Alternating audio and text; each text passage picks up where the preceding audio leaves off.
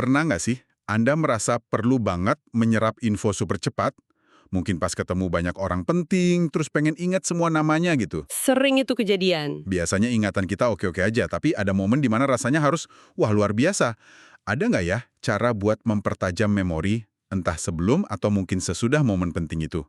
Kita coba bedah nih dari bab 6 sumber kita soal belajar lebih cepat. Tentu ada caranya. Kuncinya itu memahami cara kerja otak kita, Oke. terutama satu area namanya hipokampus. Hipokampus ya? Iya, anggap aja dia kayak semacam manajer memori baru di otak. Tapi, nah ini penting, memori itu dinamis ya, bukan kayak rekaman video. Oke. Jadi, mari kita lihat beberapa strategi berbasis sains otak. Buat persiapan sebelum, dan juga penguatan sesudahnya. Sip. Kita mulai dari yang sebelum ya. Apa nih yang bisa kita lakukan sebelum masuk situasi yang butuh daya ingat tinggi? Oke, yang pertama mungkin udah sering dengar, tapi ini penting. Olahraga aerobik. Olahraga lagi ya? Iya, lagi-lagi olahraga. Tapi ini bukan cuma buat badan fit loh. Aerobik itu bisa meningkatkan zat kimia di otak, namanya BDNF. BDNF. Apa itu? Singkatan dari Brain Derived Neurotrophic Factor. Anggap aja kayak pupuk buat sel saraf. Nah, ini ngebantu numbuhin koneksi baru, terutama di hipokampus tadi, penting banget buat memori. Oke, jadi kalau saya lari pagi nih, pas sebelum meeting besar, langsung jos gitu memorinya. Nah, ini perlu diluruskan sedikit. Untuk manfaat BDNF yang spesifik buat memori jangka panjang di hipokampus, kuncinya itu konsistensi, bukan cuma sekali sebelum acara. Oh, jadi bukan instan ya? Bukan instan untuk efek BDNF yang di hipokampus itu. Idealnya lakukan olahraga intensitas sedang. Cirinya, Anda masih bisa ngobrol, tapi udah nggak bisa nyanyi. Oke, oke. Lakukan minimal 40 menit, mungkin 2-3 kali seminggu. Ini buat bangun fondasi memori jangka panjang. Tapi bagusnya, kalau udah rutin, manfaat BDNF ini bisa bertahan sampai sebulan loh, walau Anda lagi nggak olahraga. Wah, lumayan juga ya. Jadi olahraga itu investasi jangka panjang lah ya.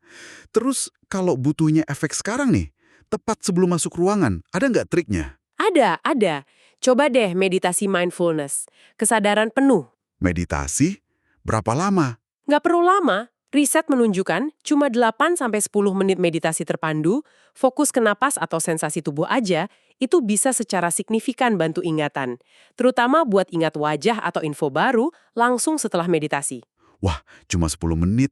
Cukup praktis ya? Iya, jadi lakukan aja beberapa menit sebelum Anda butuh fokus dan memori ekstra itu. Kalau mau manfaat jangka panjang dari meditasi ini gimana? Sama kayak olahraga, harus rutin? Betul. Kuncinya lagi-lagi konsistensi. Coba deh sekitar 10-13 menit, mungkin 5 hari seminggu, paling nggak 8 minggu. Nah, ini hasilnya bisa lebih kuat, memori lebih baik, perhatian ningkat, tidur lebih enak, cemas berkurang. Kerjanya gimana tuh di otak?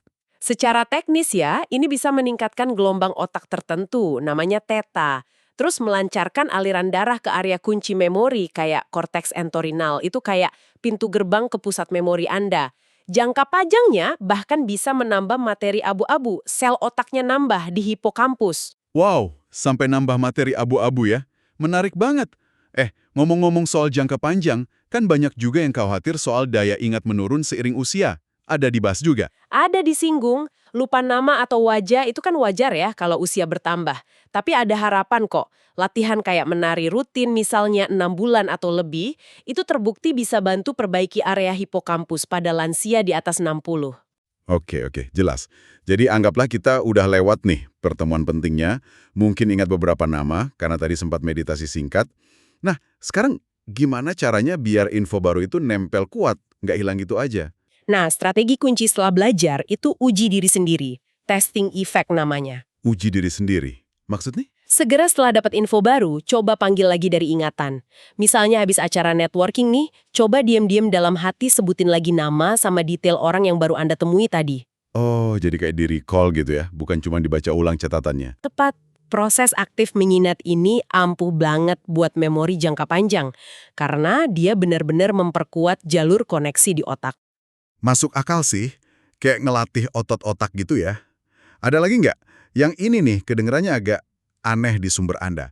Bikin diri sendiri takut, sedikit aja. Gimana tuh maksudnya? Haha, iya kedengerannya aneh ya. Tapi ada penjelasannya. Sedikit aja tapi ya takutnya. Gini, memori yang ada kaitan sama emosi kuat, terutama yang agak negatif atau menegangkan, itu cenderung lebih lengket. Kenapa bisa gitu? Karena ada lonjakan hormon stres, adrenalin contohnya. Nah, uniknya, adrenalin ini kayak ngasih cap atau penanda gitu ke memori yang terbentuk tepat sebelum lonjakan adrenalin itu terjadi. Tunggu. Biasanya kan kita disuruh rileks pas belajar. Ini kok malah disuruh agak tegang setelahnya. Buat ngunci memori. Betul. Jadi, segera setelah Anda pelajari sesuatu yang penting banget buat diingat, misalnya nama-nama tadi atau detail percakapan, Anda picu sedikit lonjakan adrenalin. Caranya? Masa harus cari masalah? Hah, Ya, nggak gitu juga. Contoh praktisnya, mungkin nonton klip film horor yang agak menegangkan, sebentar aja, 1 atau 2 menit di HP Anda. oh gitu caranya. Kuncinya harus segera setelah belajar. Jangan ditunda sampai di rumah. Lonjakan adrenalin sesaat itu bantu mengunci memori yang baru aja terbentuk. Bisa bayangin kan orang diam-diam nonton trailer film seram di toilet habis acara penting. Hahaha, bisa jadi. Oke, jadi kesimpulannya nih, ada beberapa alat bantu dari sains otak ya. Sebelum butuh memori tajam, olahraga rutin buat fondasi jangka panjang, sama meditasi singkat buat dorongan instan. Betul. Terus sesudahnya, aktif uji diri sendiri, panggil lagi informasinya. Dan kalau berani, picu sedikit adrenalin buat, ya, ngunci memori itu. Tepat sekali. Ingat ya, ini bukan sihir. Nggak ada tombol ajaib. Tapi kalau kita paham cara kerja otak dan kita terapkan strategi yang cocok secara konsisten, kita bisa kok melatih dan meningkatkan memori kita. Ya, ini semua bikin saya mikir lagi nih. Strategi tadi kan fokusnya ke memori baru ya. Gimana ya kalau kita mau memperkuat ingatan lama, yang penting tapi rasanya mulai pudar gitu? Apa prinsip yang sama bisa dipakai? Kayak uji diri soal ingatan lama itu? Atau mungkin, ya, pakai pemicu emosi juga? Nah, itu mungkin sesuatu buat Anda pikirkan lebih lanjut.